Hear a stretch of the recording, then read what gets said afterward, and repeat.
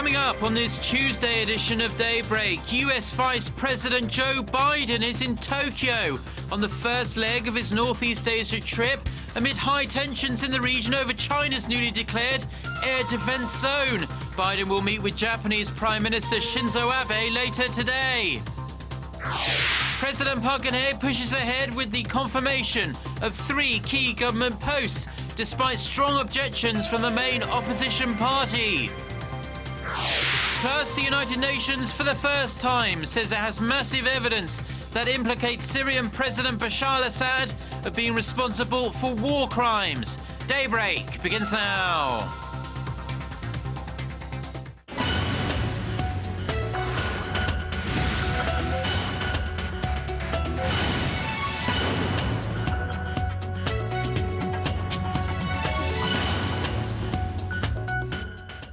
Thanks for tuning in. You're watching Daybreak on Tuesday, December 3rd. I'm Kim Hyun-ji in Seoul. We start with the latest on the airspace tussle in the region. U.S. Vice President Joe Biden arrived in Tokyo late Monday on the first stop of his week-long trip to Northeast Asia, as he looks to diffuse tensions over China's recent establishment of an air defense identification zone. Biden is scheduled to meet later this Tuesday with Japanese Prime Minister Shinzo Abe at his Tokyo residence. Paul Lee reports. Vice President Joe Biden's trip to Asia this week is expected to reaffirm America's commitment to be a Pacific power and try to ease tensions over China's controversial new air defense zone. After months of intense U.S. foreign policy efforts in the Middle East and budget fights at home, the U.S. is now trying to re-establish connections in the region.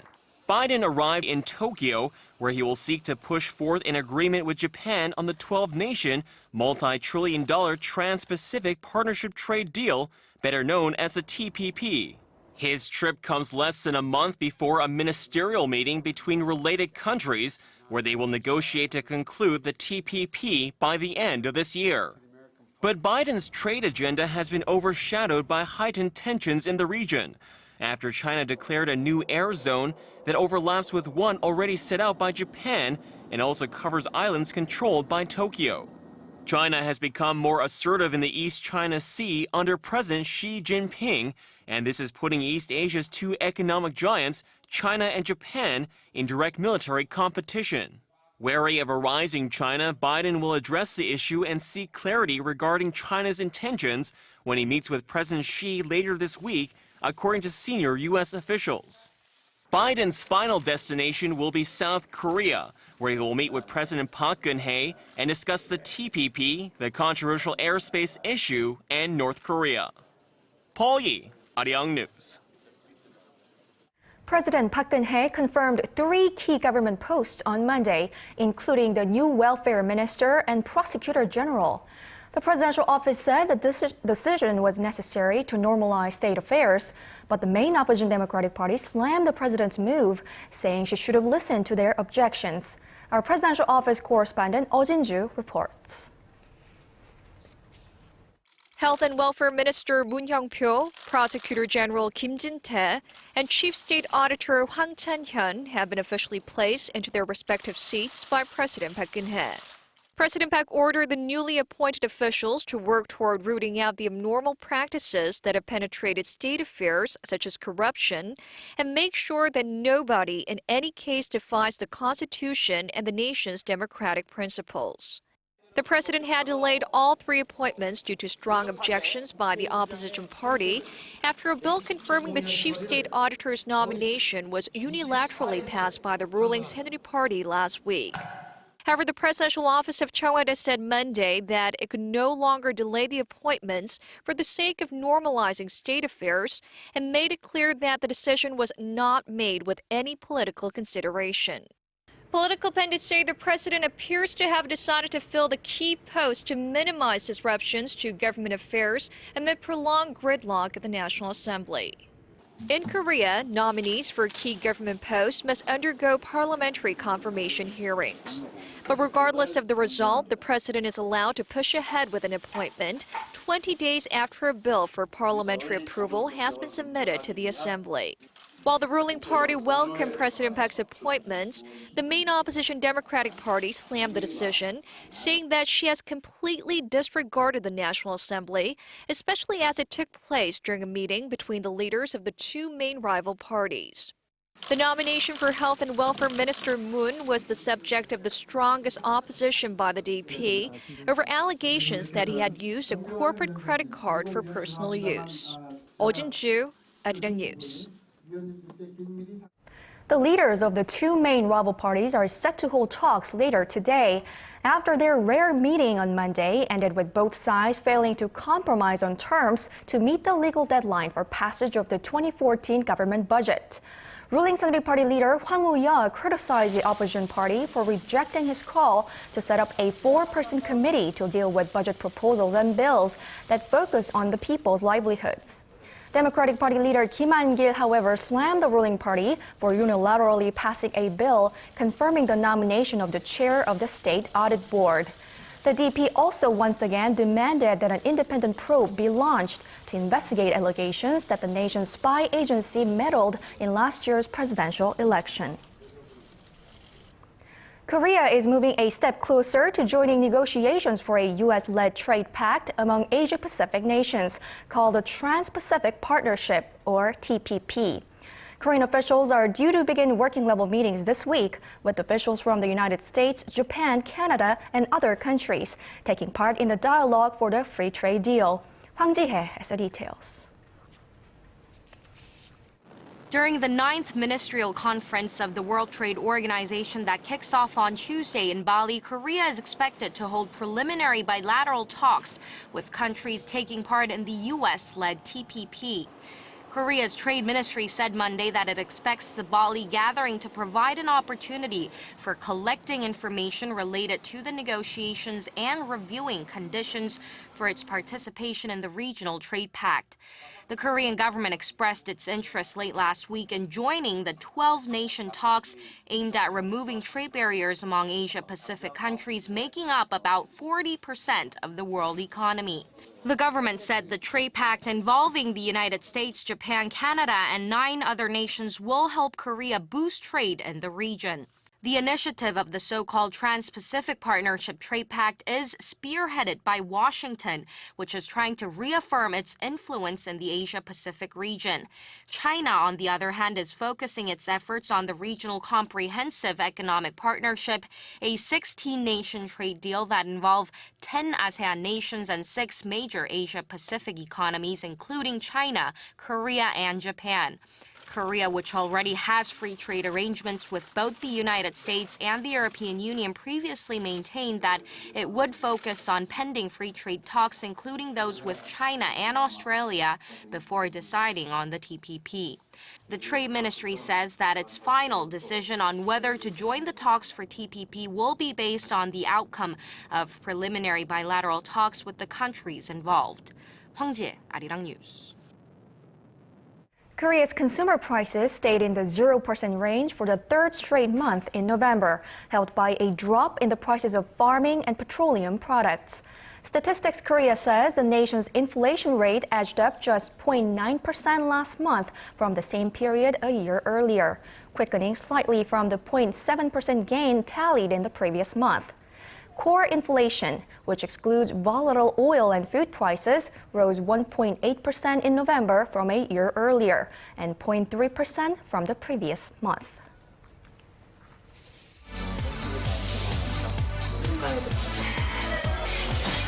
If you want the latest news from Korea and around the world, Return to the negotiations. President Park Geun-hye, given the current circumstances, on your way to work or at home, the legislature will convene a tune into Daybreak on Arirang TV. Prime Minister Shinzo Abe said Tuesday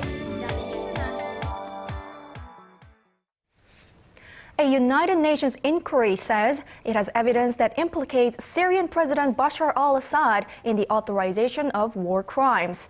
The UN had previously reported the Syrian government appeared to be responsible for the majority of human rights abuses that have taken place during the near 3-year civil war.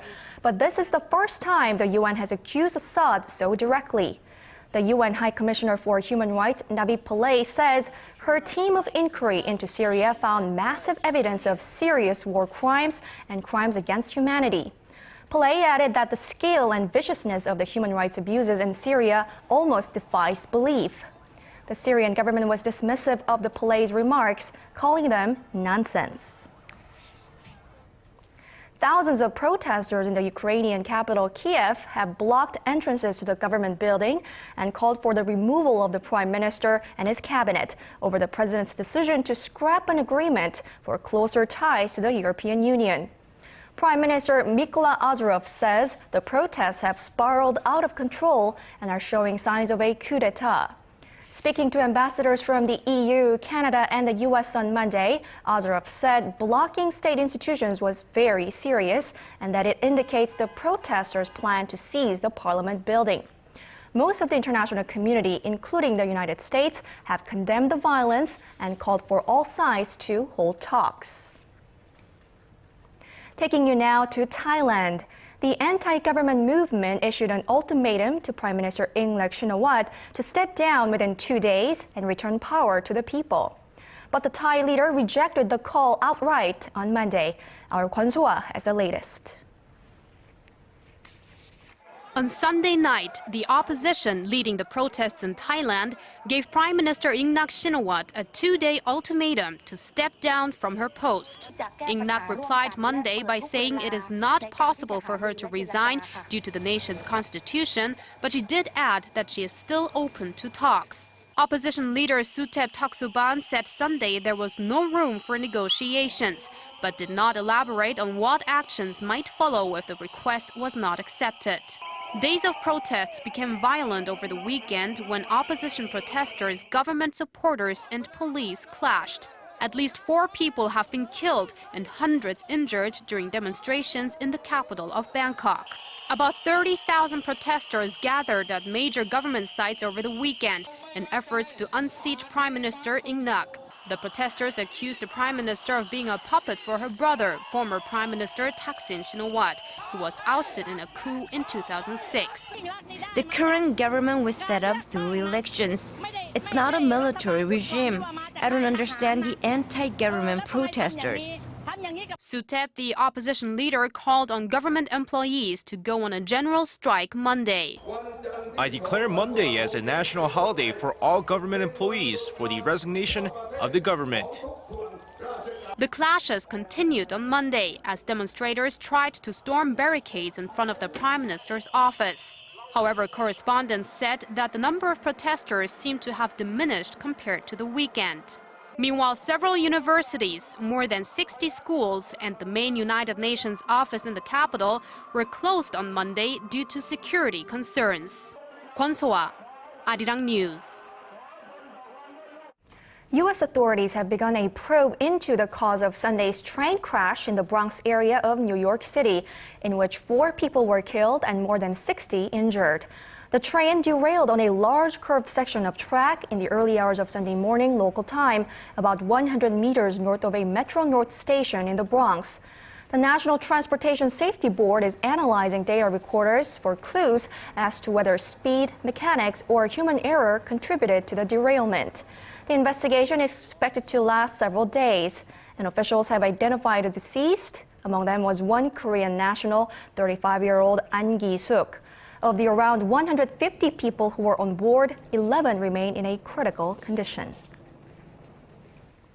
China is hoping to be the first nation in 37 years to land a spacecraft on the surface of the moon.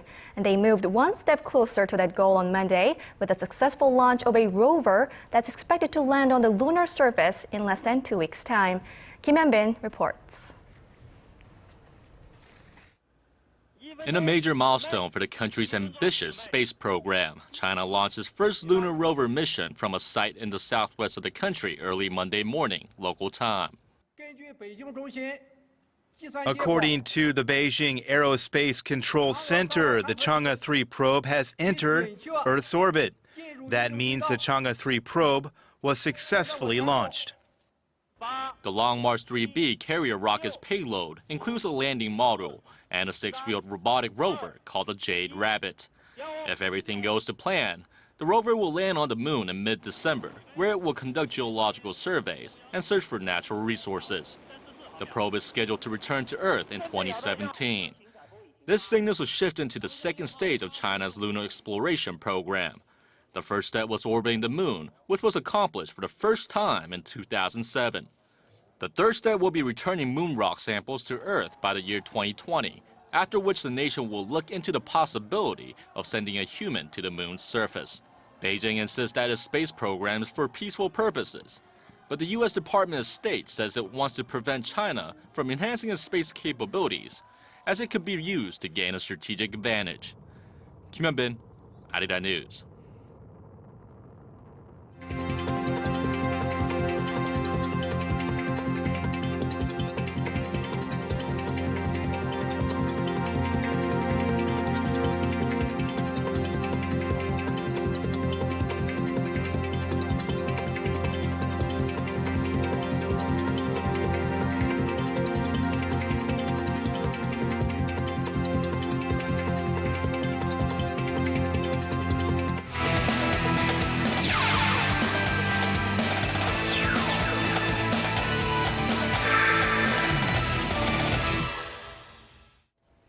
And a good Tuesday morning to you all as we kick things off in the KBO. Now, of course, with the growing popularity of baseball here in the nation, the importance of the Players Association is ever so high. So for the first time in the league history, the Players Association held its Players' Choice Award on Monday. Now, with 8 different award winners being chosen by the players in the KBO, Next and Heroes first baseman Park Geun-hye won the Player of the Year award, as well as the fans' vote for the Star Player of the Year. Also, this year's KBO Rookie of the Year, Lee Jae-hak of the NC Dinos, won the Players' Choice Rookie of the Year honors, proving to be the top rookie in the league. Meanwhile, the head of the Players Association and Kia Tigers pitcher Seo Jae-ung hopes to keep the association strong and continue to host the award ceremony each year. Well, another familiar face was in attendance during the Players' Choice Awards, although he's technically not in the part of the KBO anymore. But of course, when your name is Ji Yeon-jin, you're more than welcome to the event. In fact, he's been quite busy this off-season. But the question is, when is he going back to the States? Well, turns out the LA Dodgers lefty will be heading back to the U.S. in January in preparation for the 2014 season. He stated that once he's done with all of his off-season work here in the nation, he'll be joining his team once again to get back in shape for the season. While the Southpaw enjoyed a great rookie season with the Dodgers, his sophomore season should be a challenge, giving him all the more reason to return early. Moving on, in a few days' time, the 2014 Brazil World Cup drawing will take place in Costa do Suípe, Brazil. And for the Taeguk Warriors, they're hoping for a nice, easy draw. With Korea in Pot 2 in the World Cup draw, the worst draw they can ask for is with Spain, France, and Portugal. And while the chances of having those 3 European teams in the same group is highly unlikely, Korea hopes to be drawn against Switzerland, Algeria, and Russia in order for them to increase their chances of advancing to the next round. Now, fans all around the world await for December 6th when the drawing will take place at 1 p.m. local time. And the first one is Nigeria. Now, moving on, with the rise in popularity of baseball here in the nation, the attendance rate in the K-League Classic has dipped tremendously. But there's another sport that's seeing less and less fans come out, even though it's during the KBO's off-season. The KBL, or the Korean Basketball League, was at one point the most popular sport here in the nation. However, with less and less fans turning up to the arena, it seems like the KBL was dying in popularity. But not online, according to a recent report by the AGB Nielsen. Recent numbers show that the KBL had over 130,000 buzzes since the start of the season, a number that only trails the KBO and the K-League Classic. Well, it turns out basketball is quite popular amongst the younger generation of the Koreans. And finishing things off in the KLPGA, the 2013 KLPG Awards ceremony took place on Monday, with Chang Han-ah claiming 3 awards on the day. The 21-year-old golfer went home with the KLPGA Player of the Year honors, the Top Earner Award with nearly 690 million won, or roughly $650,000 in prize money, as well as the award for the most wins this season after winning 3 titles in the 2013 season. Meanwhile, 18-year-old Kim Yo-ju claimed this year's Rookie of the Year honors, as well as the lowest scoring average, proving to be one of the best golfers in the nation despite her young age. Well, congratulations to all the winners, and that is going to wrap it up for me. This has been SJ. Have a great rest of the day, and see you guys again for your sports needs.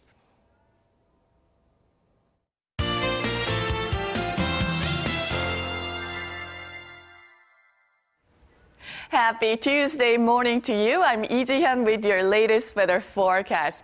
Well, I hope you get to enjoy somewhat mild and partly sunny skies yesterday. And for today, things are looking a bit warmer, with highs soaring to double figures in most parts of the country. But if you felt a bit cold yesterday, then dress warmer. Felt warm, then dress a bit lighter. But it's always better to stay a little bit warmer than being cold, right? Well, but the level of dust particles will be higher than usual due to the toxic smoke blowing in from China. So people in the central region, it might be a bad idea to stay outside for a long time to enjoy the weather. And also, before head out, be sure to put on a face mask. But sky-wise, rest of the country should enjoy lots of sunshine throughout the day. Now, the first week of December will be on the mild side. Either rain nor snow is in store till next week. Well, this might be a disappointing news for winter sports lovers, but don't worry, cold weather pattern will be back next week. With that in mind, here are the readings for today. Morning low in Seoul is starting out at 2, but afternoon highs will peak to 10. That's similar to slightly warmer than yesterday. And top temperature in Gwangju will climb into 11, and Daegu and Busan will see a high of 13 under lots of sunshine. Now let's see how other regions are looking. It looks like people in Jeju should enjoy mild day with highs reaching to 13 in the afternoon. Daejeon and Dokdo will also have double-digit afternoon highs at 11 and 10, while Mount Kumgang stays in the chilly side all day long. Now that's all for Korea, and here's the global forecast for viewers around the world.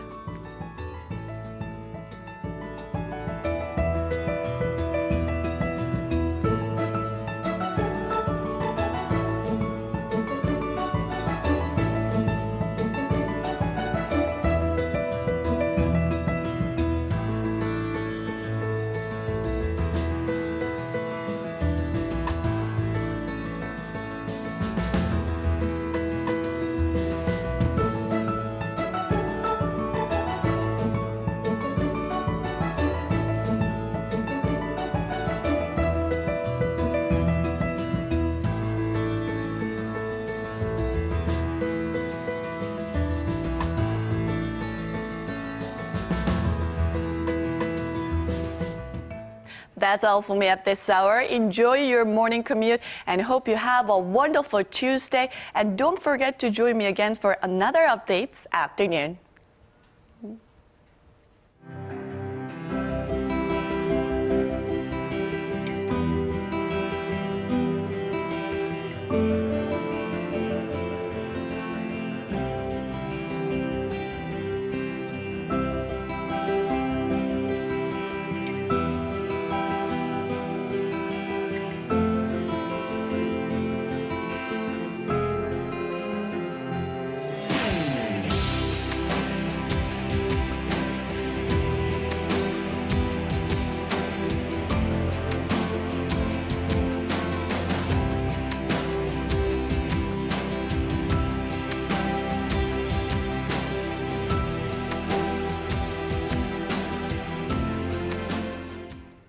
Well, that brings us to the end of this newscast. Stay tuned to Arirang for more of the day's latest throughout the day. Thank you for watching.